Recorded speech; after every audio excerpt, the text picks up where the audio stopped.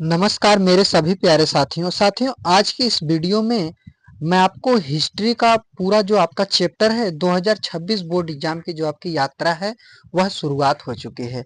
आज से आपकी जो यात्रा है वह शुरू है और वो भी देखिए क्लास 12 द हिस्ट्री जो आपका कक्षा 12 का हिस्ट्री हिस्ट्री है बोर्ड एग्जाम 2026 कक्षा 12 इतिहास यह एनसीईआरटी पर रहेगा आधारित एनसीईआरटी बुक से है। यूपी एंड बिहार बोर्ड यानी यूपी बोर्ड और बिहार बोर्ड के यदि आप छात्र हैं तो आप इस वीडियो को जरूर देखिएगा। मैं आप हर चैप्टर को जो भी चैप्टर आपके हैं सभी चैप्टर को हल कराऊंगा और पढ़ाऊंगा और इन चैप्टर में आज आपका जो पहला चैप्टर है उसका शुरुआत होगा। देखिए यह पार्ट 1 रहेगा जिसमें हम हड़प्पा सभ्यता के बारे में बात करेंगे। आपका चैप्टर का नाम है ईंट मनके तथा अस्थियां जो कि हड़प्पा सभ्यता मेन पॉइंट इसमें पढ़ना पड़ता है। Bricks beads and bones Harappan Harappan civilisation या तो आप हड़प्पन सिविलाइजेशन ऐसे आप पढ़ेंगे तो ऐसा होता है लेकिन यह पढ़ा जाता है हड़प्पन सिविलाइजेशन। ठीक, तो देखिए अब यहाँ से आपकी शुरुआत हुई है तो मेन पॉइंट आपको क्या ध्यान रखा, हड़प्पा सभ्यता। तो थोड़ा से पहले हम लोग जान लेते हैं ईंट मनके तथा अस्थियां क्या होता है। यदि आप यूपी एंड बिहार बोर्ड के अलावा अदर बोर्ड से हैं, आप में एनसीईआरटी चलता है, आप एनसीईआरटी पढ़ रहे हैं तो भी आप इसको पढ़ सकते हैं या पढ़ सकती हैं, आप कोई भी हैं। ठीक, तो पहले थोड़ा सा चैप्टर के बारे में चलिए जान लेते हैं। अब देखिए यहाँ से आपका चैप्टर शुरू है ईंट मनके तथा अस्थियां हड़प्पा सभ्यता यानी हड़प्पा सभ्यता क्या होता है, ईंट क्या होता है, मनका क्या होता है, अस्थियां क्या होता है और इंग्लिश में इसी को bricks beads and bones Harappan civilisation. तो थोड़ा से चैप्टर के बारे में हम लोग जान लेते हैं। देखिए मैं जो भी चैप्टर आपको पढ़ाऊंगा हर चैप्टर को समझाकर, कोई भी ऐसा चैप्टर नहीं होगा जो मैं आपको नहीं समझाऊंगा और कोई भी ऐसा क्वेश्चन भी आपके बोर्ड परीक्षा में नहीं होगा जो नहीं फंसेगा, हर क्वेश्चन फंसेगा। और यह छोटी परीक्षाएं से लेकर पूरा यूपीएससी तक आप दुनिया का आप कोई भी एग्जाम देंगे, अगर आपका हिस्ट्री वहां पर क्वेश्चन पूछा जा रहा है तो आपको इन सभी क्वेश्चन से भी आपका इनसे भी आपको निपटना पड़ेगा, मतलब यह भी आपके बीच में आएंगे। यदि आप यहाँ पढ़ लेते हैं, समझ जाते हैं तो हो सकता है आगे आपको कोई समस्या ना हो। तो चलिए अब इस चैप्टर के बारे में जान लेते हैं। हड़प्पा सभ्यता विश्व की प्राचीन सभ्यताओं में से एक है तथा यह मेसोपोटामिया की सभ्यता के समकालीन है। यानी जो हड़प्पा सभ्यता है वह पूरे विश्व की सभ्यताओं में से एक है, मतलब पूरे विश्व में सबसे ज्यादा फेमस सभ्यता है। ठीक, और यह मेसोपोटामिया के समकालीन यानी मेसोपोटामिया की जो सभ्यता थी उसके समय की सभ्यता है। यानी जब मेसोपोटामिया की सभ्यता चल रही थी तो यहाँ पर हड़प्पा सभ्यता भी चल रही थी। इस सभ्यता को सिंधु घाटी की सभ्यता या हड़प्पा संस्कृति भी कहा जाता है। इस सभ्यता को यानी हड़प्पा सभ्यता को सिंधु घाटी की सभ्यता और हड़प्पा संस्कृति भी कहा जाता है। पुरातत्वविद पुरातत्वविद संस्कृति शब्द का प्रयोग उसके लिए करते थे जिसका एक विशिष्ट शैली हो और भौगोलिक क्षेत्र तथा कालखंड से संबंधित हो। अब जो पुरातात्विद हैं, जो पुरातात्विद होते हैं, जो खोजकर्ता होते हैं, वह संस्कृति शब्द का प्रयोग क्यों करते थे? वह इसलिए करते हैं जिसका एक शैली हो। शैली मतलब रहन सहन तरीका, उसका कोई उसका लिखावट हो कि हम कैसे क्या कर रहे हैं। भौगोलिक क्षेत्र उसका रहने का कुछ निश्चित क्षेत्र हो कि हम इस क्षेत्र में रह। कालखंड और ऐसा व्यक्ति हो, एक ऐसा समाज हो जिसका कालखंड हो कि हम इस समय यह काम किए, इस समय यह काम किए, इस चीज का खोज मैंने इस समय किया, तो कोई समय निर्धारित हो, कालखंड से संबंधित हो। तो ऐसा यदि किसी जगह पर पाया जा रहा है जहां पर किसी की शैली हो, रहन सहन, क्षेत्र निश्चित हो, भौगोलिक क्षेत्र हो, कालखंड हो, उसका कोई डेट हो, ऐतिहासिक तिथि हो, तो उसे पुरातात्विद जो होते हैं खोजकर्ता उसी को संस्कृति शब्द का प्रयोग करें, उसी को इन्होंने संस्कृति कहा है। तो चलिए अब आगे चैप्टर के बारे में तो पूरा कंप्लीट जानकारी यहाँ से हो गया है। अब चलिए आगे देख लेते हैं। अब यहाँ से आपकी शुरुआत है हड़प्पा सभ्यता की। देखिए दोस्तों, आपको यदि बोर्ड परीक्षा में टॉपर बनना है और 90% से ऊपर 90%, 95% 94% यानी 95, 94, 96 कुछ भी परसेंट आपको लाना है। यह किसी के कहने से, किसी के बोलने से नहीं आता, सिर्फ आपके पढ़ने, मेहनत और आपके समझ से आता है। मैं आपको ऐसा समझा दूंगा ना, तो सिर्फ आपको क्वेश्चन याद करने की जरूरत ही नहीं है, आप इसको नोट्स बना लीजिए। यह नोट्स आपको हमेशा काम आएगा। एक पूरा नोट से ही समझ लीजिए चैप्टर का मैं आपको पढ़ा रहा हूँ। तो दोस्तों, वहां तक मैंने पढ़ाई। यदि आपको पसंद आया हो तो चैनल को सब्सक्राइब कीजिएगा, वीडियो को लाइक कीजिएगा, शेयर कीजिएगा और कमेंट कीजिएगा, ताकि आपका जो चैप्टर है मैं सबको कवर कर सकूं और मैं सभी सब्जेक्टों को पढ़ाऊंगा। तो देखिए, अब शुरुआत आपकी होती है हड़प्पा सभ्यता की। तो हड़प्पा सभ्यता की खोज दयाराम साहनी ने सन 1921 ईस्वी में किया था। हड़प्पा सभ्यता की खोज कब हुई थी? 1921 ईस्वी में। किसने किया था? तो दयाराम साहनी ने किया था। भारतीय पुरातात्विक सर्वेक्षण के पहले डायरेक्टर जनरल अलेक्जेंडर कनिंघम थे। अब पूछेगा कि हड़प्पा सभ्यता की खोज किसने की? दयाराम साहनी ने किया। कब किया? सन 1921 ईस्वी में किया।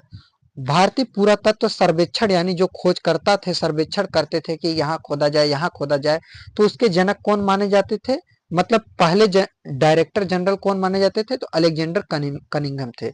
इन्हें भारतीय पुरातत्व का जनक भी, इन्हें भारतीय पुरातत्व यानी भारत में जो भी खोज करते थे उनका जनक भी इन्हें माना जाता था। किसे? अलेक्जेंडर कनिंघम को। हड़प्पा सभ्यता का विस्तार 3 देशों भारत, पाकिस्तान एवं अफगानिस्तान तक विस्तृत था। यानी हड़प्पा सभ्यता कहाँ तक विस्तृत था? तो भारत में भी था, पाकिस्तान में भी था और अफगानिस्तान में भी हड़प्पा सभ्यता फैला था। यानी हर जगह इसका क्षेत्र मिले हुए हैं। तो ये था हड़प्पा सभ्यता के बारे में। और भी जानकारियां हड़प्पा सभ्यता के बारे में है। अब आगे क्या लिखना है? इस सभ्यता के काल का निर्धारण लगभग 2600 से 1900 ईसा पूर्व के बीच किया गया है। यानी हड़प्पा सभ्यता कब से कब तक था? तो 2600 ईसा पूर्व से लेकर 1900 ईसा पूर्व तक था। तो ईसा पूर्व जिसे आप क्या कहते हैं? एडी कहते हैं। एडी नहीं, बीसी कहते हैं। ईसवी को क्या कहा जाता है? यदि ईसवी लिखा हो, सिर्फ ईसवी लिखा हो तो उसे हम एडी कहेंगे, ईसवी। और ईसा पूर्व यदि लिखा हो तो उसे हम क्या कहेंगे? बीसी कहेंगे, बिफोर क्राइस्ट और एनो डोमिनी। ठीक, इसे इसका फुल फॉर्म होता है। तो हड़प्पा सभ्यता कब से कब तक? 2600 से 1900 ईसा पूर्व तक। जो ईसा पूर्व है वह पीछे की तरफ आता है और जो ईसवी है वह आगे की तरफ चलता है।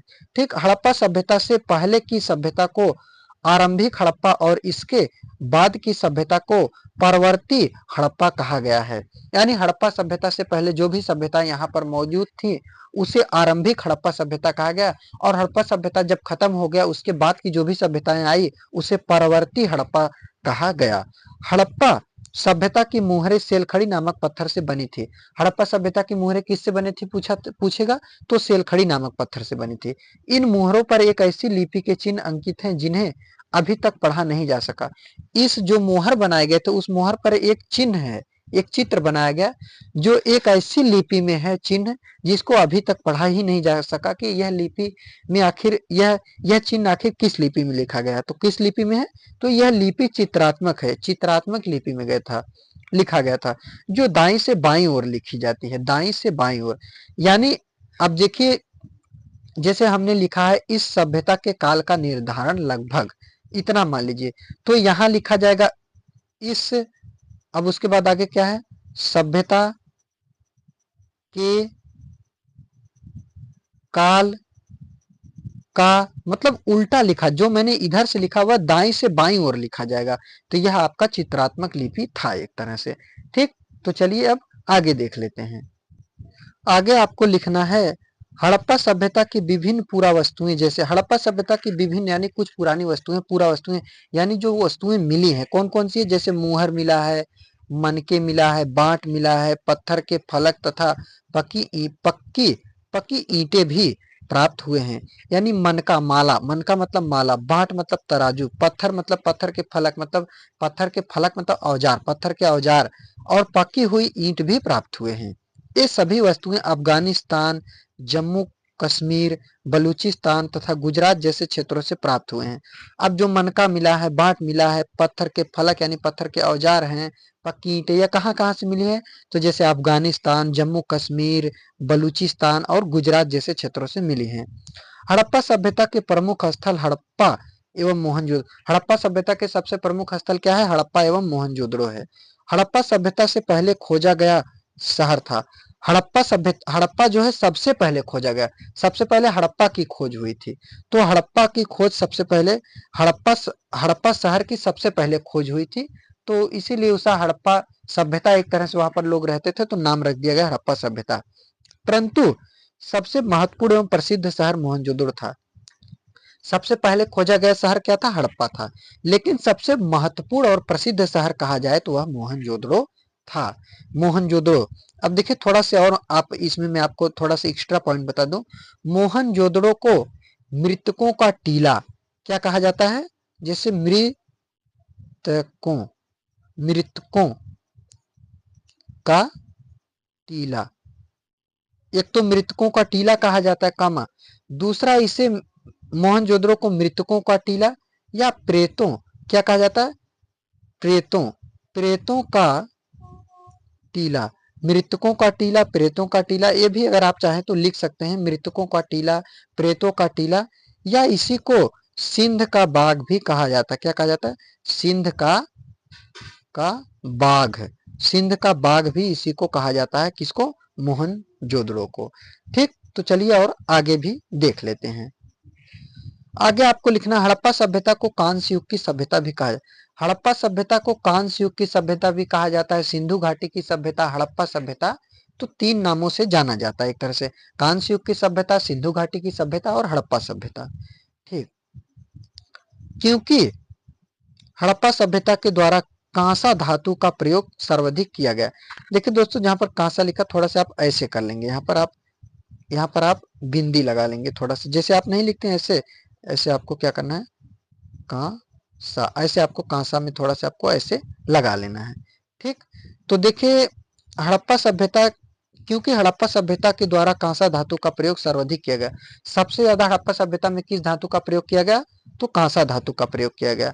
हड़प्पा सभ्यता के उत्खनन के दौरान सर्वाधिक वस्तुएं कांसा धातु से निर्मित हुई।